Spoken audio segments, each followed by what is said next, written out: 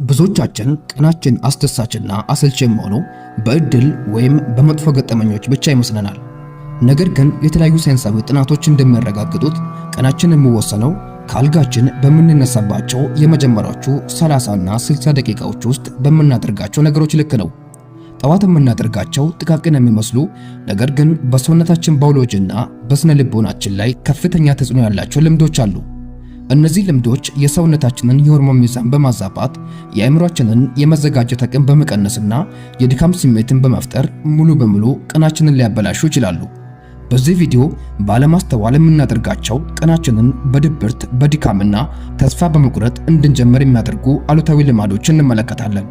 ቪዲዮውን አልጎሪዝሙ ለብዙዎች እንዲያደርስ ላይክ እና ሼር እያደረጋችሁ እስከ ቪዲዮ ፍጻሜ አብራችሁን ቆዩ። አንደኛ፣ ስኳርና ካርቦሃይድሬት የበዛበት ቁርስ መመገብ። ጠዋት ላይ የምንወስዳቸው ቁርሶች ቀናችንን የመወሰን አቅም አላቸው። ለምሳሌ ጠዋት እንደ ዶናት፣ ጣፋጭ ዳቦ ወይም ስኳር የበዛባቸው ጭማቂዎችን መውሰድ ቀኑን በከፍተኛ የኤነርጂ መዋዠቅ እንድንጀምር ያደርገናል። እንዲህ አይነት ምግቦች በደም ውስጥ ያለውን የስኳር መጠን ገና በጠዋቱ በከፍተኛ ፍጥነት እንዲጨምር ስለሚያደርግ ሰውነታችን ይህንን የስኳር መጠን ለመቆጣጠር ኢንሱሊን የሚባለው ቅመም በብዛት ማምረት ይጀምራል። ከ2-3 ሰዓት በኋላ ሰውነታችን ኢንሱሊን ማምረቱን ሲቀጥል የስኳር መጠኑ በከፍተኛ ሁኔታ ይወርዳል። ታዲያ ሂደት ሲከሰት ድንገተኛ ድካም፣ የትኩረት መበታተን እና ሰዓቱን ያልጠበቀ ከፍተኛ ረሃብ እንዲሰማን ያደርጋል። ብዙ ጊዜ ጠዋት 4 ሰዓት ወይም 5 ሰዓት አካባቢ የሚሰማን የአቅም ማጣት ስሜት ከዚህ ጋር የተያያዘ ነው። ይህ ሁኔታ ቀኑን ሙሉ ስሜታችን እንዲቀያየርና ምርታማነታችን ወይም ፕሮዳክቲቪታችን እንዲወርድ ያደርጋል። ስለዚህ ከፍተኛ ስኳር መጠን ያለባቸው ምግቦችን በጠዋት ላለመውሰድ ሞክሩ። ሁለተኛ፣ ከእንቅልፍ እንደተነሳችሁ ስልክ መጎርጎር። ጠዋት ከእንቅልፍ ስንነሳ አይምሮአችን በተረጋጋ የአልፋ ዌቭ ሞገድ ውስጥ ይገኛል። ይህ ሁኔታ ለፈጠራና ለመረጋጋት ወሳኝ ነው። ነገር ግን ወዲያውኑ በማለዳ እንደተነሳን ስልክ አንስተን ሶሻል ሚዲያ ስንጠቀም፣ ኢሜሎችን ወይም ዜናዎችን ስንመለከት አይምሮአችን በቅጽበት ከአልፋ ዌቭ ወጥቶ ወደ ሪአክቲቭ ሞድ ይሄዳል። ታዲያ የድርጊት የዶፓሚን መጠንን በማዛባት ጭንቀት ቀስቃሽ የሆነውን የኮርቲሶል ሆርሞን እንዲመረትና መጠኑ ከፍ እንዲል አድርገዋል። ከዚህም የተነሳ ቀናችሁ በራሳችሁ ግብና እቅድ ከመጀመር ይልቅ በሌሎች ሰዎች አጀንዳና በውጫዊ ክስተቶች ተጠልፈው ሲጀመር ቀኑን ሙሉ የመረበሽ ስሜትና የትኩረት ማጣት ችግር ይገጥማቸዋል። ጥናቶች እንደሚያሳዩ ጠዋት እስከ 5 ሰዓት ኢንተርኔት የማይጠቀሙ ሰዎች ከሚጠቀሙ ሰዎች የተሻለ ቀናቸው ያማረና ኤነርጄቲክ እንደሚሆኑ አረጋግጠዋል። ስለዚህ ጠዋት ስትነሱ ለስራ ካልሆነ ስልክ ላለመጠቀም ሞክሩ። ይህ ልማድን መጻሕፍትን ወደ ማንበብ በመቀየር ቀናችሁ ላይ አዎንታዊ ተጽዕኖ ከማሳደርም አልፎ ጥሩ ልማድ እንድትገነቡ ይረዳችኋል። ሶስተኛ፣ አልጋን ለማስተካከል። ይህ ነጥብ ቀላል ሊመስል ይችላል፣ ነገር ግን ስነ ልቦናዊ ተጽዕኖው እጅግ ከፍተኛ ነው። ታዋቁ የአሜሪካ ኔቭ ኢምራል ዊሊያም ማክሪቨን ዓለምን መለወጥ ከፈለክ መጀመሪያ አልጋን በማስተካከል ቀንን ጀምር ይላል። ጠዋት ተነስታችሁ አልጋችሁን ስታስተካክሉ የቀኑ የመጀመሪያ ሥራ በተሳካ ሁኔታ እንዳጠናቀቃችሁ ይሰማችኋል። ይህ ደግሞ ለቀጣይ ሥራዎች መነሳሳትን ይፈጥራል። በአንጻሩ የተዝረከረከ አካባቢ ለአይምሮ የተዝረከረከ አመለካከት ይፈጥራል።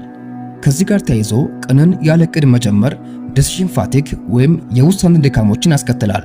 ጠዋት ላይ ኢነርጂያችንን ምን ልልበስ፣ ምን ልብላ፣ ዛሬ ምን መስራት አለብኝ በሚሉ ጥቃቅን ውሳኔዎች ከጨረስን ለዋና ዋና ስራዎቻችን የሚሆኑ የአእምሮ ጉልበትን ወይም ኢነርጂን እናጣለን። ሳይንስ እንደሚያረጋግጠው ቅድመ ዝግጅትና ቋሚ ፕሮግራም ያላቸው ሰዎች የጭንቀት ሆርሞናቸው ዝቅተኛ ስለመሆን የሥራ ውጤታቸው ደግሞ ከፍተኛና ቀናቸው ያማረ እንደሆነ አረጋግጧል። ስለዚህ ጠዋት ስትነሱ ምንም ነገር ከማድረጋችሁ በፊት አልጋችሁን በስርዓት በማስተካከል ቀናችሁን ጀምሩ። አራተኛ፣ ሞርኒንግ ዲሃይድሬሽን ወይም ውሃ ለመጠጣት። ለ6 እና 8 ሰዓታት በእንቅልፍ በምንቆይበት ጊዜ ሰውነታችን ምንም አይነት ፈሳሽ አያገኝም። እንዲሁም በአተነፋፈስና በላብ ምክንያት ከሰውነታችን ከፍተኛ መጠን ያለውን ውሃ እናጣለን። በመሆኑም ማንኛውም ሰው ከእንቅልፍ ሲነሳ በከፊል ድርቀት ወይም ማይልድ ዲሃይድሬሽን ውስጥ ነው የሚገኘው።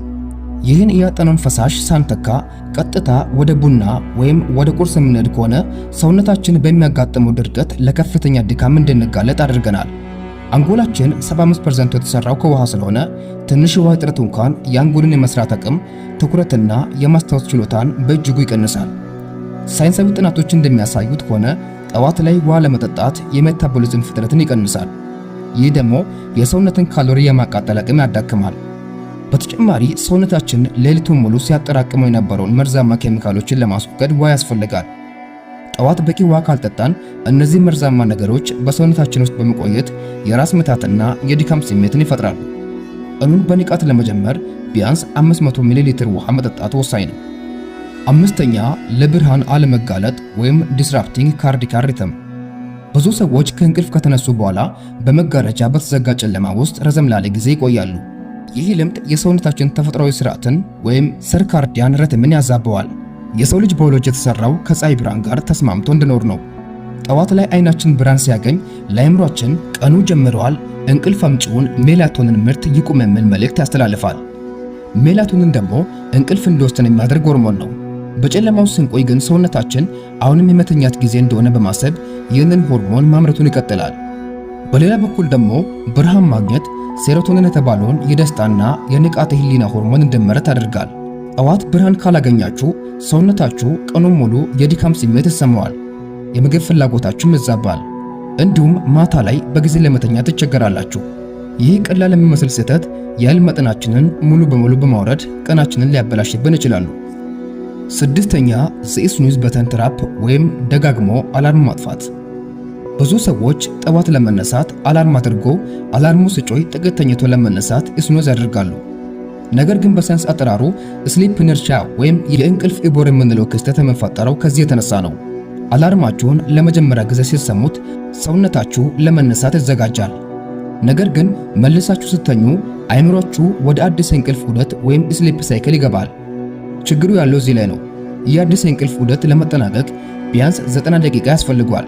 ነገር ግን እናንተ የምትሰጡት 5 ወይም 10 ደቂቃ ብቻ ነው። በዚህ ጊዜ አይምሮአችሁ በጥልቅ እንቅልፍ ሂደት ውስጥ እያለ በድንገት ሲቀሰቀስ የአንጎል ክፍላችሁ ሙሉ በሙሉ ለመንቃት ይቸገራል። ጥናቶች እንደሚያሳዩ በዚህ ሁኔታ ውስጥ የሚነሱ ሰዎች የአስተሳሰብ ብዥታ፣ የትኩረት ማጣትና ከፍተኛ የድካም ስሜት እስከ 4 ሰዓት ድረስ ሊሰማቸው እንደሚችል ተናግሯል። ይህ ማለት ጠዋታችሁ ሙሉ በሙሉ በደበዘዘ መንፈስ ውስጥ ያልፋል ማለት ነው። ስለዚህ አላርምን ደጋግሞ ማጥፋት እረፍት ከመስጠት ይልቅ አይምሮን ግራ በማጋባት ቀኑን በድካም እንዲጀምሩ ያደርጋል።